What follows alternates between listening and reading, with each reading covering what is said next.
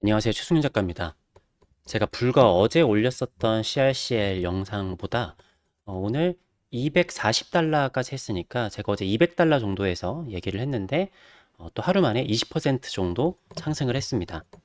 거래량을 보면은요, 거래 대금이 어제 뉴욕 증시에서는 CRCL이 가장 많았고, 전체에서는 아마 테슬라, 엔비디아 다음으로 CRCL이 가장 거래량이 많았던 것 같습니다.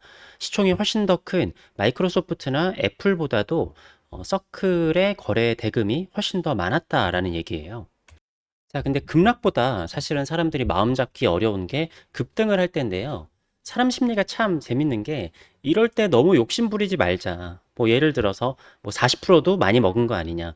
뭐 100%도 많이 먹은 거 아니냐라면서 이거를 들고 있기가 참 어려운데요. 그래서 이럴 때 자기만의 기준이 있어야지 흔들리지 않고 버틸 수 있다라고 생각을 합니다. 그래서 제가 오늘 이 제가 앞으로 CRC를 계속 들고 있을 만한 근거에 대해서 저만의 기준을 말씀을 드리도록 하겠습니다. 자, 첫 번째는 시가총액입니다. 자, 서클의 지금 시가총액은 214억 달러, 한화로 보면은 잘못 얘기했네. 535억 달러, 73조 원 정도 됩니다. 지금 워낙에 매일마다 시총이 변화하고 있기 때문에 뭐 정확한 시총인지는 모르겠지만 뭐 네이버에 나와 있는 건 73조입니다. 자, 그런데 미국의 시가총액 100위권에 있는 회사가 174조 원의 시가총액을 가지고 있습니다. 아직까지 S&P 500에 편입이 되기는 했지만 서클의 시총이 100위에 들어가기에는 한참 모자르죠. 근데 제가 봤었을 때 아무리 못해도 시총 100위에서 나중에는 시총 30위까지는 충분히 갈 회사라는 생각이 들거든요. 그러니까 아직 시총의 100위까지 가려고 해도 한참 남았고 30위까지도 저는 충분히 가능하다라고 보는데 이게 미국 대통령뿐만 아니라 의회에서도 지금 법적으로 통과가 돼가지고 밀어주고 있는 기업이잖아요.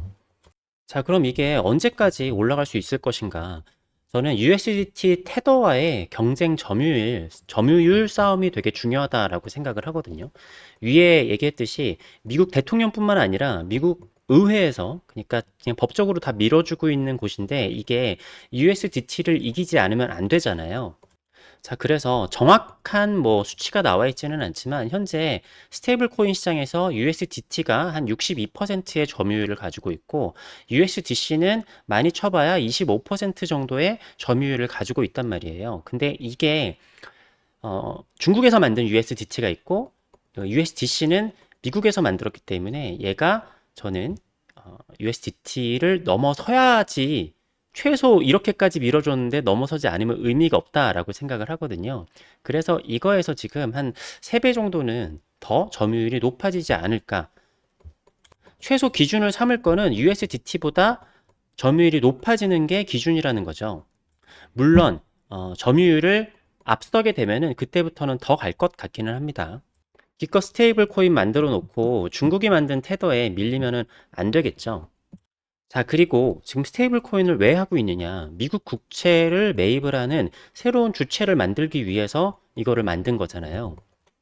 미국 국채를 가장 많이 들고 있는 거는 미국 연준이나 아니면은 정부 기관 등에서 가장 많이 가지고 있기는 한데 지금까지 가장 든든했었던 거는 일본이란 말이에요. 근데 제가 요즘에 일본이랑 미국이랑 하고 있었던 엔캐리 트레이딩의 변화 그렇기 때문에 미국에 지금 일본의 기준금리는 올라가고 일본의 엔화 가치는 떨어지고 하고 있는 이유가 미국 국채를 사줄 주요 주체를 일본에서 스테이블 코인으로 갈아타고 있는 과정 중에 일어나는 일이라고 얘기를 했어요. 그렇다라는 거는 테더가 지금 미국 국채를 가지고 있는 게 아마 한 1000억 달러 정도 되지 않을까라는 생각을 한단 말이에요. 물론 뭐 벌써 뭐 몇 위권에 들어왔다라는 얘기도 있는데 뭐 정확한 수치가 나와 있지는 않습니다. 어쨌든 간에 여기 나와 있는 최소 일본, 영국, 중국 정도가 되는 미국 국채 매입 주체를 뛰어넘어야지만 너네들이 우리 미국 국채 안 사줘? 괜찮아. 우리는 스테이블 코인이 있어. 이렇게 미국이 당당하게 얘기를 할 수 있단 말이죠. 그렇기 때문에 최소 CRCL이 미국 국채를 매입을 하는 이러한 국가들 정도 비등비등해지는 정도까지는 충분히 갈 것이라고 생각을 하고 그렇게 가지 않았다라고 하면은 이거를 상장하고 정책적으로 밀어줄 이유가 없다라고 생각을 해요. 그러니까 미국채 매입 주체의 순위권에 들어갈 때까지는 기다려야 된다라는 얘기인 거죠. 자, 그리고 세 번째는 배당이라고 생각을 하는데요. 사실상 이 사업은 불로소득 사업이에요. 그러니까 일본에서 미국 국채를 계속 사줬던 게 일본의 제로 금리로 돈을 빌려가지고 미 국채를 사면은 4% 되는 이자를 주니까 계속 그냥 불로소득이 생기는 거잖아요. 스테이블 코인 같은 경우에도 뭐 이거를 발행을 해가지고 미 국채를 사면은 미 국채에서 나오는 이자를 계속 받을 수 있으니까.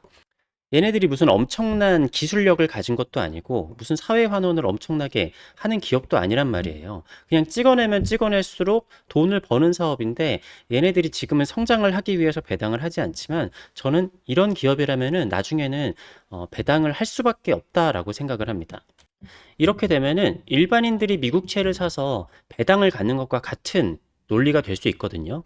그래서 이게 제가 봤을 때 시총이 상위권으로 웬만큼 올라가게 되면은 뭐 이게 만약에 시총 10위권까지 간다. 근데 배당을 안 한다? 라고 하는 거는 제가 봤을 때 좀 맞지 않거든요. 그래서 어느 정도 시총 상위권까지 올라가게 되면은 배당을 시작하면서 다시 또 대규모의 자금들이 본격적으로 들어올 것 같습니다.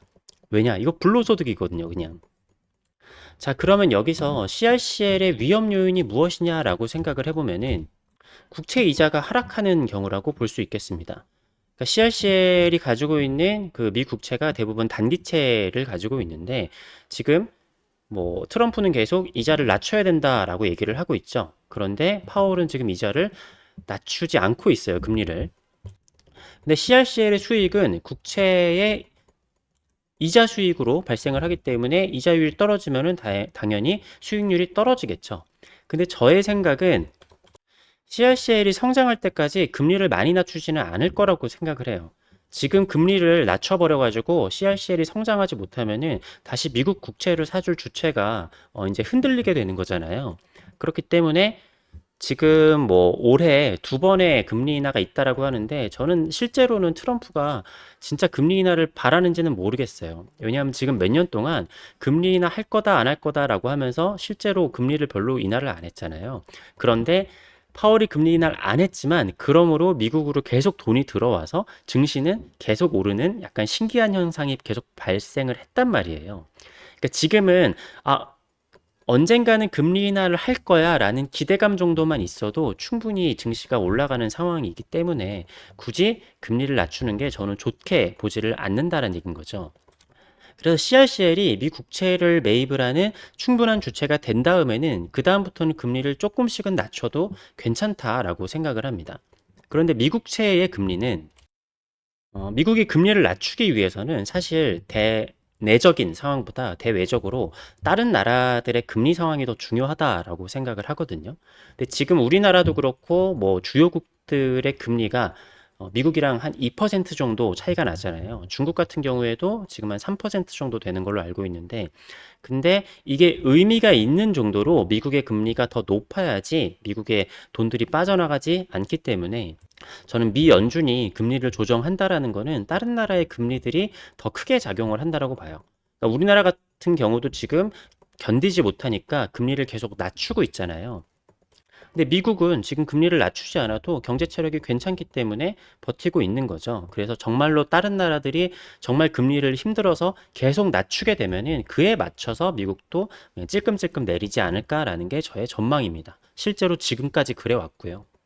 자, 그래서 제가 일주일 전에 얘기했었을 때보다 지금 CRCL이 두 배가 올랐고 불과 하루 만에 20%가 올랐는데 이런 말도 안 되는 급등장이라고 생각을 하면은 그리고 어떻게 보면은 지금 코스피보다 이게 훨씬 뜨겁잖아요. 사람이 팔고 싶어진단 말이죠.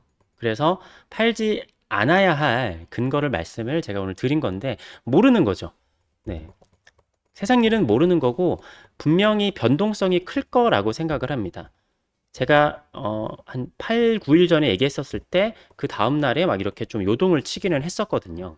근데 제가 생각하는 믿을 만한 근거는 자, 시가총액이 아직 100위권에도 한참 멀리 남아 있고 제 생각에는 이게 30위권도 노려볼 만한데 이게 현재 미국에서 법안이 통과가 돼가지고 국가 차원으로 밀어주고 있는 기업이란 말이죠.